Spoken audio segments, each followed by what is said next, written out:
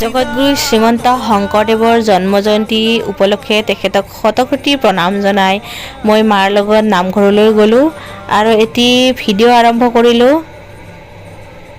এই নামপাত্ৰী দলে ভাগৱত ভ্ৰমণত এটি নাম পৰিৱেশন কৰিলে।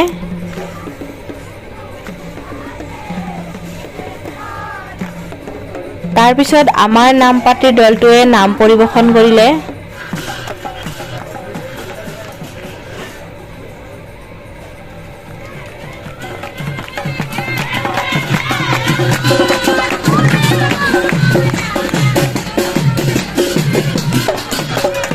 তাল নাগাৰা আৰু নামৰ মাতে